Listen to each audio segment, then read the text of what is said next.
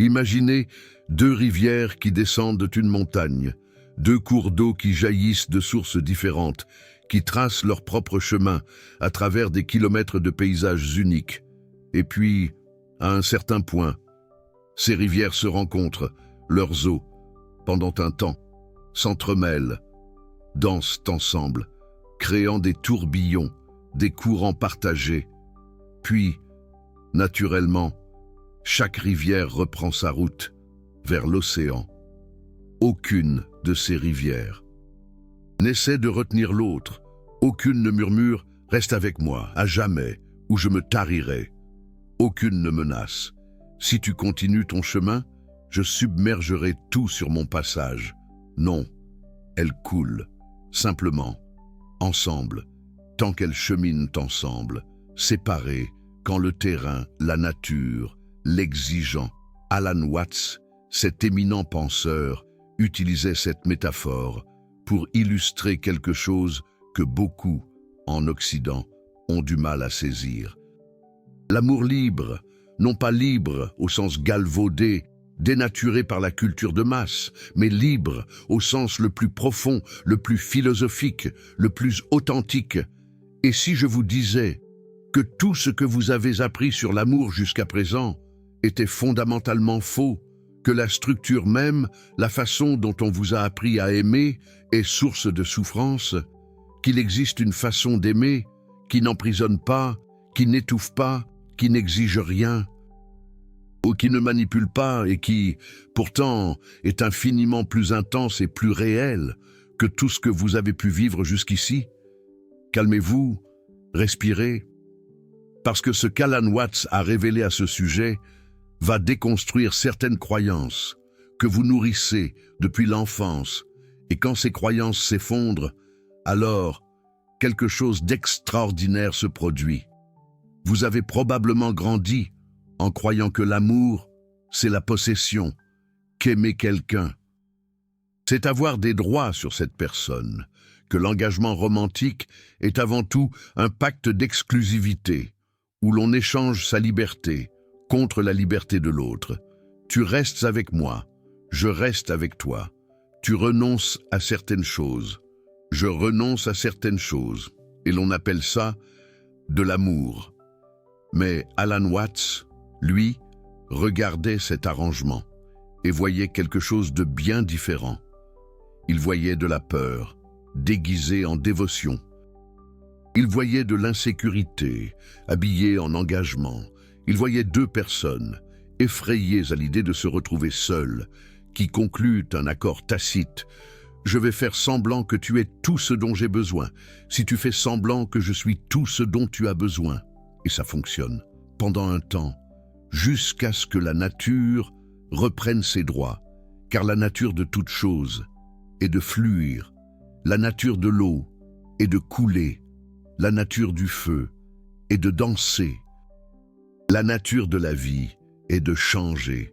Et quand vous essayez de retenir quelque chose qui, par nature, a besoin d'être libre, vous ne pouvez pas le retenir. Vous ne faites que le détruire. Réfléchissez. Quand vous serrez l'eau trop fort, que se passe-t-il? Elle s'échappe entre vos doigts. Plus vous serrez, plus vite elle disparaît. Mais si vous ouvrez simplement vos mains et laissez l'eau reposer dans votre paume, elle reste là, aussi longtemps qu'elle le souhaite. L'amour fonctionne exactement de la même manière. Et Alan Watts allait plus loin. Il se demandait pourquoi nous avons si peur de laisser les choses couler naturellement. Pourquoi ce besoin obsessionnel de contrôler, de garantir, d'être sûr de l'avenir? Et la réponse qu'il trouvait était toujours la même. Parce que nous ne faisons pas confiance à la vie, parce que nous croyons que si nous ne contrôlons pas, tout va s'effondrer, que si nous ne serrons pas fort, nous allons tout perdre. Mais l'ironie cosmique, c'est qu'en essayant de retenir, nous garantissons la perte. En essayant de contrôler, nous créons exactement le chaos que nous craignons. Et en exigeant des certitudes, nous détruisons la seule chose qui était certaine, le moment présent. Watts disait souvent que le problème de l'amour occidental, c'est que nous le traitons comme une transaction commerciale. Il existe un marché des relations, où chaque personne est à la fois acheteur et marchandise. Vous vous mettez en vente, vous évaluez les autres qui sont à vendre, et vous essayez de faire la meilleure affaire possible. Vous trouvez quelqu'un qui semble avoir une valeur équivalente à la vôtre, vous concluez le contrat, mariage, et à partir de ce moment, vous passez votre vie à surveiller votre investissement, à vous assurer que l'autre remplit sa part du contrat, à réclamer quand vous avez l'impression de donner plus que vous ne recevez, à menacer de rompre le contrat quand les clauses ne sont pas respectées. Est-ce ça, l'amour, ou est-ce du commerce? Alan Watts posait une question encore plus troublante. Aimez-vous la personne? Ou aimez-vous ce que la personne fait pour vous? Aimez-vous l'être humain qui est devant vous? Ou aimez-vous la fonction qu'il remplit dans votre vie? Aimeriez-vous cette personne si elle ne vous donnait absolument rien en échange? La plupart des gens, s'ils sont honnêtes, vont se rendre compte que la réponse est inconfortable. Mais avant de continuer, je dois vous parler de la deuxième métaphore, parce que les deux rivières ne sont que la moitié de l'histoire. L'autre moitié concerne deux flammes. Imaginez deux bougies allumées. Vous les rapprochez l'une de l'autre. Que se passe-t-il? Les flammes se touchent. Pendant un instant, elles fusionnent en une seule flamme, plus grande, plus brillante, plus intense. Et puis, naturellement, chacune redevient sa propre flamme individuelle. Elle n'essaie pas de se consumer l'une l'autre. Elle n'essaie pas de s'éteindre l'une l'autre pour prouver qu'elles sont la flamme la plus importante. Elles brillent, simplement, ensemble, quand elles sont proches, séparées. Quand elles sont distantes, et à aucun moment, elles ne perdent leur essence individuelle. Alan Watts voyait là la formule parfaite de l'amour véritable, deux personnes entières, complètes en elles-mêmes, qui choisissent de partager des moments ensemble, non pas parce qu'elles ont besoin l'une de l'autre pour exister, non pas parce qu'elles ont peur de rester seules, non pas parce qu'elles ont conclu un accord de dépendance mutuelle, mais simplement parce qu'elles le veulent, à cet instant, maintenant. Et voici le paradoxe qui déroute l'esprit occidental. Cet amour sans garantie est infiniment plus sûr que l'amour avec contrat. Pourquoi? Parce que quand quelqu'un est avec vous, par choix libre, vous savez que cette présence est authentique. Elle n'est pas là par obligation. Elle n'est pas là par peur des conséquences d'un départ. Elle n'est pas là parce qu'elle a signé un papier. Il y a des années et qu'elle se sent maintenant piégée. Elle est là parce qu'elle veut être là, à cet instant, maintenant. Et cela, paradoxalement, crée une connexion bien plus profonde que n'importe quelle promesse d'éternité. Il y a quelque chose de profondément libérateur à être avec quelqu'un qui n'a pas besoin de vous, mais qui vous choisit. Il y a quelque chose de magique à savoir que la personne à vos côtés et pourrait être n'importe où ailleurs dans le monde, avec n'importe qui d'autre, mais qu'elle est là avec vous en ce moment, non pas par contrat, non pas par habitude, non pas par manque d'options, mais par choix conscient et renouvelé. Et c'est la grande ironie qu'Alan Watts adorait souligner.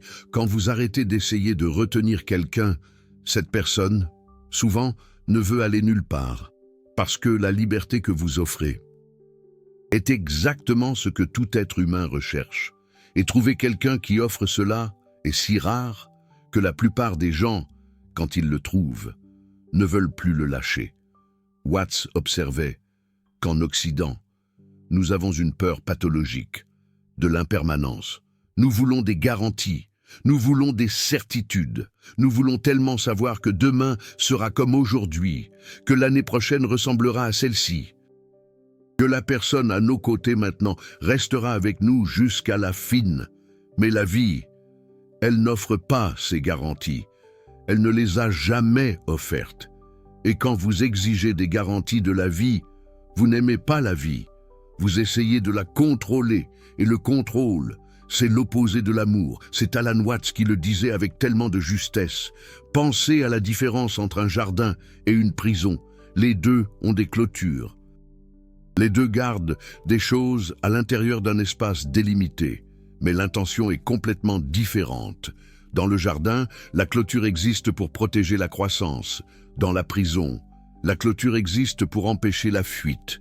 Beaucoup de relations qui se présentent comme des jardins sont en réalité des prisons. La clôture est là, non pas pour nuire, mais pour emprisonner. Et les personnes à l'intérieur de cette clôture vivent avec une angoisse constante. Est-ce que l'autre est ici parce qu'il le veut ou parce qu'il ne peut pas s'enfuir? Cette question corrode l'amour de l'intérieur, ce doute envenime même les moments les plus beaux, parce qu'au fond, vous savez qu'une présence forcée n'est pas une présence véritable. Alan Watts proposait quelque chose de radicalement différent. Et si vous ouvriez la porte de la clôture? Et si vous disiez à l'autre, tu es libre de partir à n'importe quel moment? Il n'y a rien qui te retient ici. Si tu restes, c'est parce que tu as choisi de rester. La plupart des gens paniquent rien qu'en y pensant. Mais s'il s'en va? Mais si elle m'abandonne? Mais si je reste seul? Et Watts répondait avec une autre question. Si la personne s'en va quand vous ouvrez la porte, a-t-elle jamais vraiment été avec vous? Il existe une histoire zen qu'Alan Watts adorait raconter. Un maître avait un oiseau rare et magnifique.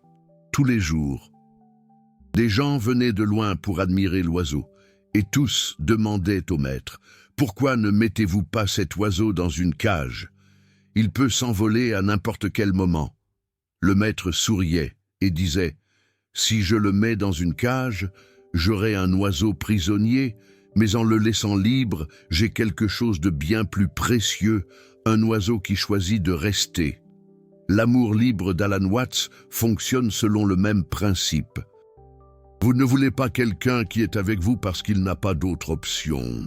Vous voulez quelqu'un qui est avec vous parce que, ayant toutes les options du monde, il vous choisit. Et la seule façon de savoir si ce choix est génuine, c'est de donner une liberté totale à la personne de s'en aller. Mais voici la partie que la plupart des gens ne comprennent pas. Et c'est la partie qui change tout. Pour aimer ainsi, vous devez d'abord être complet en vous-même. Vous devez être une rivière qui coule de son propre chemin, pas une mare stagnante qui attend une autre rivière pour avoir du mouvement. Vous devez être une flamme qui brille d'elle-même, pas une mèche éteinte qui attend une autre flamme pour avoir de la lumière. Et voici le problème. La plupart des gens dans le monde moderne ne sont pas complets en eux-mêmes. La plupart des gens portent d'énormes trousses à l'intérieur d'eux, des vides émotionnels qui viennent de l'enfance, de l'adolescence, de traumatismes jamais traités, de besoins jamais satisfaits. Et quand vous avez un trou à l'intérieur de vous, vous cherchez désespérément quelqu'un pour le combler. Vous ne cherchez pas l'amour, vous cherchez un pansement. Vous ne voulez pas une personne, vous voulez une solution. Et quand vous trouvez quelqu'un qui semble combler ce vide, vous vous accrochez à cette personne avec toute la force que vous avez, parce que lâcher signifierait revenir à sentir le trou. Ça, ce n'est pas de l'amour, c'est de la dépendance émotionnelle déguisée en amour. Et la dépendance émotionnelle, toujours, étouffe la relation. Parce que l'autre personne n'est pas née pour être votre pansement. L'autre personne a ses propres trous, ses propres vides, ses propres besoins. Et quand deux personnes incomplètes se rencontrent en espérant que l'autre les complète, le résultat est un désastre au ralenti. Alan Watts appelait cela le jeu de l'attachement. Deux personnes accrochées l'une à l'autre, non pas par amour, mais par peur, non pas par choix, mais par nécessité, non pas par abondance, mais par pénurie. Et ce jeu finit toujours mal, soit par une séparation amère, soit par quelque chose de pire encore. Deux personnes qui restent ensemble pendant des décennies, se haïssant silencieusement, trop apeurée pour partir. Trop malheureuse pour rester, combien de mariages ainsi connaissez-vous? Combien de relations ainsi avez-vous déjà vues? Peut-être en vivez-vous une maintenant même? Alan Watts racontait une histoire à propos d'un homme qui a passé toute sa vie à essayer de capturer le plus beau papillon du monde. Il courait après lui avec son filet, gravissait des montagnes, traversait des rivières, consacrait chaque moment éveillé à la poursuite, et il n'y arrivait jamais. Le papillon était toujours un pas en avant, s'échappant toujours. Un jour, exhausté, l'homme a abandonné. Il s'est assis dans un jardin, a fermé les yeux, et pour la première fois depuis des années, est simplement resté en paix. Et alors, quand il a ouvert les yeux, le papillon était posé sur son épaule. Il avait été là tout le temps. C'est lui qui était trop occupé à le poursuivre. Pour s'en rendre compte, l'amour véritable fonctionne ainsi. Plus vous poursuivez, plus il fuit.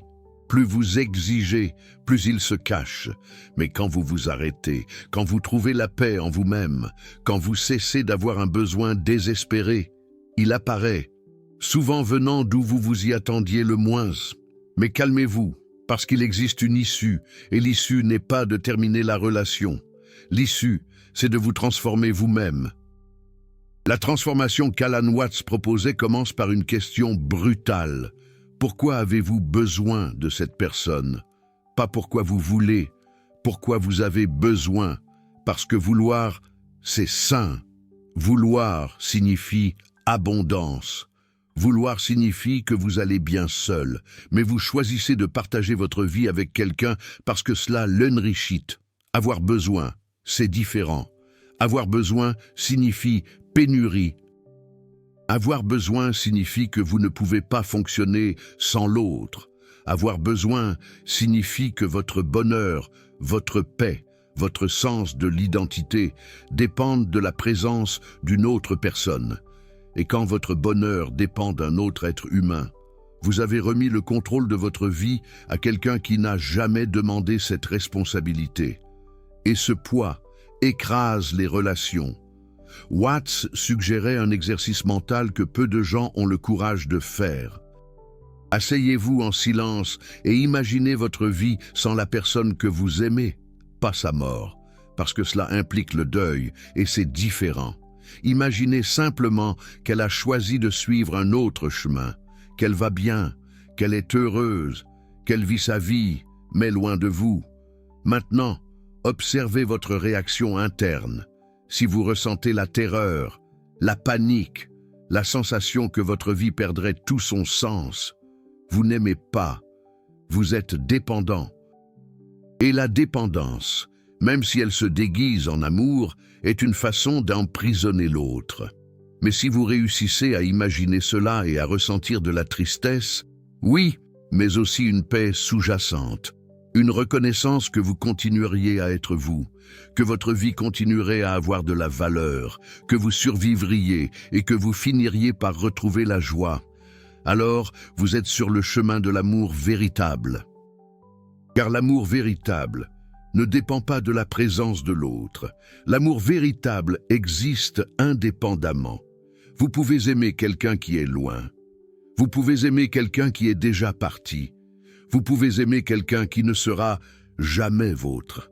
L'amour n'a pas besoin de réciprocité pour exister, et quand vous aimez ainsi, sans besoin, sans exigence, sans condition, quelque chose de magique se produit, l'autre le sent. L'autre sent qu'il est avec quelqu'un qui n'a pas besoin de lui pour être heureux, mais qui choisit d'être avec lui par pur amour. Et cette sensation est libératrice. Cette sensation est irrésistible. Cette sensation crée le type de connexion que des pactes d'exclusivité et des promesses d'éternité ne parviennent jamais à créer. Alan Watts parlait souvent des couples qu'il avait rencontrés au cours de sa vie. Certains étaient ensemble depuis des décennies, avec des contrats, des engagements, des promesses, et vivaient dans une silencieuse infélicité. D'autres n'avaient jamais rien formalisé, vivaient dans des arrangements que la société considérait comme scandaleux et irradiaient une joie et une connexion que les premiers n'avaient jamais expérimentées. La différence ne résidait pas dans la structure externe de la relation.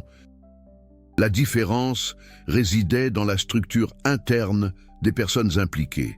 Vous pouvez être marié sur le papier et complètement déconnecté dans l'âme. Vous pouvez n'avoir aucun papier et être fusionné dans une union qui transcende n'importe quel document. Le papier ne crée pas l'amour. C'est l'amour qui devrait créer, s'il doit créer, le papier. Mais la société a inversé l'ordre. La société dit d'abord l'engagement, ensuite l'amour, d'abord la garantie, ensuite l'abandon, d'abord la clôture, ensuite le jardin, et les gens suivent cette logique et se demandent ensuite pourquoi leurs relations sont si vides. Alan Watts proposait exactement l'opposé. D'abord la liberté totale, d'abord l'acceptation que rien n'est permanent, d'abord la reconnaissance que l'autre est un être humain complet, avec ses propres désirs, ses propres chemins, son propre cheminement. Et à partir de cette base de liberté, si deux personnes choisissent de cheminer ensemble, ce choix sera renouvelé chaque jour, pas par obligation, pas par habitude, pas par peur des conséquences d'une séparation, mais par désir genuin de partager un jour de plus ensemble. Cela semble fragile pour l'esprit occidental, cela semble insécurisant, cela semble trop risqué. Mais Alan Watts soulignait que l'alternative est bien pire. L'alternative est la prison mutuelle. L'alternative est deux personnes qui restent ensemble par peur et non par amour.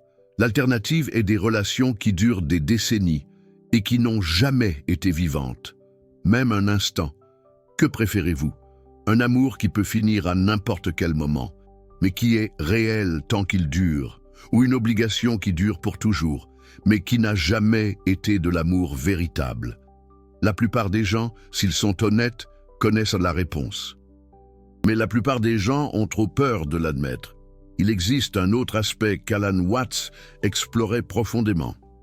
L'idée que aimer quelqu'un signifie vouloir le bien de cette personne, indépendamment du rôle que vous jouez dans ce bien. Relisez cela. Aimer quelqu'un signifie vouloir le bien de cette personne, indépendamment du rôle que vous jouez dans ce bien. Cela signifie que si la personne aimée serait plus heureuse, loin de vous, l'amour véritable souhaite qu'elle parte. Cela signifie que si la personne aimée trouverait plus d'épanouissement avec une autre personne, l'amour véritable souhaite qu'elle trouve.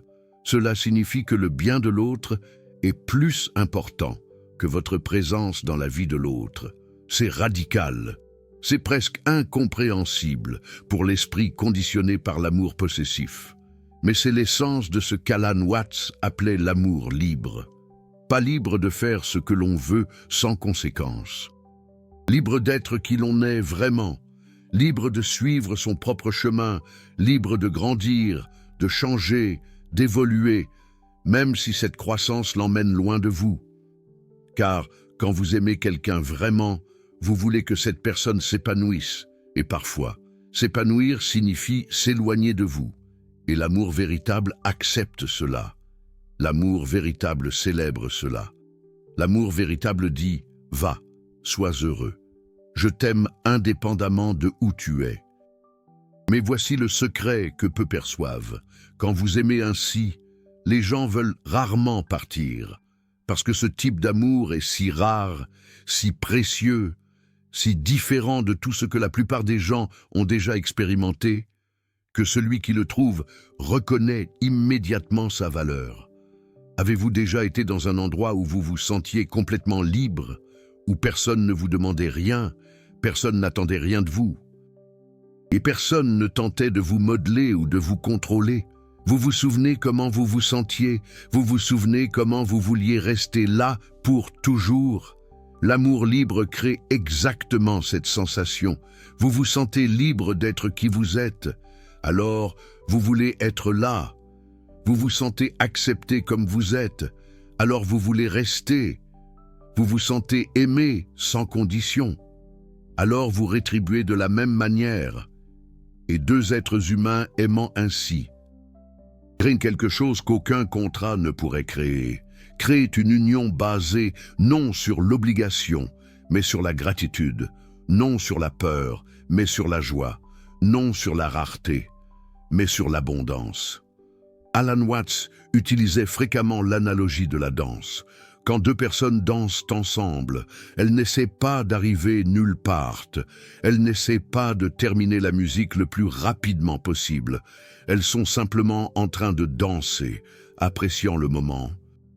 Se mouvant ensemble en harmonie, pendant que la musique joue, l'amour devrait être ainsi, pas une course jusqu'à l'autel, pas une marche forcée jusqu'à ce que la mort vous sépare, mais une danse, légère, fluide, présente. Et quand la musique change, les danseurs changent aussi. Et quand une musique se termine et qu'une autre commence, peut-être que les partenaires échangent. Et ce n'est pas une tragédie, c'est la vie. La vie est une série de danses. Certaines longues, certaines courtes, certaines intenses, certaines douces, toutes valeureuses tant qu'elles durent, aucune moins importante pour avoir pris fin. Combien de danses avez-vous déjà cessé de danser parce que vous attendiez la danse parfaite qui durerait pour toujours? Combien de moments de connexion avez-vous perdu parce que vous étiez trop focalisé sur le futur pour être présent dans le maintenant? Alan Watts alertait constamment sur ce piège. Le piège de sacrifier le présent pour le futur, de troquer le réel pour l'hypothétique, de perdre l'amour qui est ici maintenant dans la recherche de l'amour qui devrait durer pour toujours, car la seule chose qui existe vraiment est maintenant. Le passé est déjà parti, le futur n'arrive jamais, car quand il arrive, il est déjà présent. Alors le seul moment où vous pouvez aimer est celui-ci, maintenant, pas après, pas quand les conditions seront parfaites. Pas quand vous aurez la certitude que cela va durer, maintenant, et si vous parvenez à aimer ainsi, totalement présent, totalement livré au moment, sans vous soucier de ce qui vient après, vous découvrirez que cet amour a une qualité qu'aucun amour conditionnel n'aura jamais. Cet amour est vivant, cet amour respire, cet amour pulse avec l'énergie de la vie réelle, pas avec la rigidité des contrats morts. Alan Watts disait que la plupart des gens vivent comme s'ils se préparaient toujours à vivre. Je suis en train d'économiser de l'argent pour pouvoir enfin vivre. Je termine ce projet pour pouvoir enfin vivre pleinement. J'attends la personne idéale pour pouvoir aimer vraiment. J'attends les conditions parfaites pour pouvoir être heureux. Et ainsi, la vie s'écoule, l'amour s'échappe, les opportunités s'envolent, et un jour, soudain, vous vous réveillez et vous réalisez, avec amertume, que vous avez passé votre vie entière à vous préparer pour quelque chose qui n'est jamais arrivé, parce que vous étiez trop occupé à vous préparer. L'amour libre, selon Alan Watts, c'est aussi une invitation à vivre maintenant, à aimer maintenant, à être présent maintenant, sans attendre des conditions parfaites, sans exiger de garantie, sans attendre que l'autre change, que vous changiez, que le monde change. Parce que la seule garantie que la vie offre, c'est cet instant précis. Et si vous n'aimez pas maintenant, quand aimerez-vous? Revenons à nos deux rivières. Elles coulent ensemble, sur un tronçon de montagne. Sur ce tronçon, leurs eaux se mélangent complètement. Il n'y a plus d'eau d'une rivière ou d'eau de l'autre rivière. Il y a juste de l'eau qui coule librement. Et puis, elles se séparent. Chacune reprend son cours, et les eaux, qui étaient si intimement mêlées, se retrouvent dans des lits différents. Mais cela change-t-il le fait qu'elles aient été ensemble? Cela diminue-t-il la beauté de ce tronçon partagé? La mentalité occidentale dirait que oui. La mentalité occidentale voudrait que les rivières construisent un barrage et restent unies pour toujours, formant un lac stagnant. La mentalité occidentale préfère l'eau immobile à l'eau vive. Mais l'eau stagnante et pourrie, l'eau qui ne coule pas, se transforme en marécage, et les relations qui ne coulent pas, qui ne respirent pas, qui n'ont pas d'espace pour le mouvement, finissent, elles aussi, par pourrir. L'amour libre, ce n'est pas la promiscuité, ce n'est pas l'irresponsabilité, ce n'est pas faire ce que l'on veut, sans considération pour l'autre. L'amour libre, c'est le refus de pourrir, c'est l'insistance à continuer de couler, même quand couler signifie changer. Évoluer et parfois se séparer, et paradoxalement, cette insistance à couler crée des relations beaucoup plus durables que l'insistance à rester immobile, figé. Parce que celui qui coule est toujours vivant, celui qui coule est toujours renouvelé, celui qui coule apporte de la nouveauté, chaque jour, des surprises, à chaque instant, de la fraîcheur, à chaque rencontre, et qui voudrait abandonner une rivière toujours nouvelle. Et pour un lac toujours identique, Alan Watts est décédé en 1973, mais ses mots sur l'amour et la liberté restent plus pertinents que jamais. À une époque d'application de rencontres, de contrats de mariage, de relations mesurées, par des métriques et des attentes, le message de Watts est presque révolutionnaire. Arrêtez d'essayer de retenir, arrêtez d'essayer de garantir, arrêtez d'essayer de contrôler l'avenir de votre amour. Au lieu de cela, soyez présent, aimez maintenant, donnez une liberté totale, ayez confiance que ce qui est vrai restera, et ce qui ne l'est pas ne devrait pas rester. De toute façon, cette vidéo est arrivée jusqu'à vous pour une raison. Peut-être que vous êtes dans une relation étouffante et que vous sentez que quelque chose doit changer. Peut-être que vous êtes seul et que vous avez peur, que personne ne vous aime, tel que vous êtes. Peut-être que vous avez aimé et perdu et que vous essayez de comprendre ce qui s'est mal passé. Quelle que soit votre situation, le message est le même. L'amour véritable ne retient pas. L'amour véritable libère, et quand vous apprendrez à aimer ainsi, librement, totalement, sans peur, vous découvrirez que les gens ne veulent pas fuir loin de vous. Ils veulent rester près de vous. Parce que vous êtes devenu ce que tout être humain recherche, un espace de liberté et d'acceptation. Dans un monde de prison et de jugement, si cette vidéo a dissous une ancienne croyance en vous, si quelque chose a pris un sens d'une manière que vous n'aviez jamais expérimenté auparavant, le « super thanks » juste en dessous n'est pas seulement un soutien financier, c'est vous qui reconnaissez que ces mots d'Alan Watts ont touché quelque chose de réel en vous, et vous qui dites que ce type de sagesse mérite d'exister dans le monde. Chaque contribution permet à davantage de personnes de trouver ces vérités que la culture dominante cache. 2 rivières, 2 flammes. C'est le secret de l'amour qu'Alan Watts voulait partager. Maintenant, vous savez, la question est: avez-vous le courage d'aimer ainsi? Commentez ci-dessous. Avez-vous déjà aimé quelqu'un sans essayer de le changer, de le contrôler ou de le retenir? Ou êtes-vous encore à la recherche de ce niveau de liberté intérieure, équipe liberté ou équipe sécurité? Quelle est la vôtre?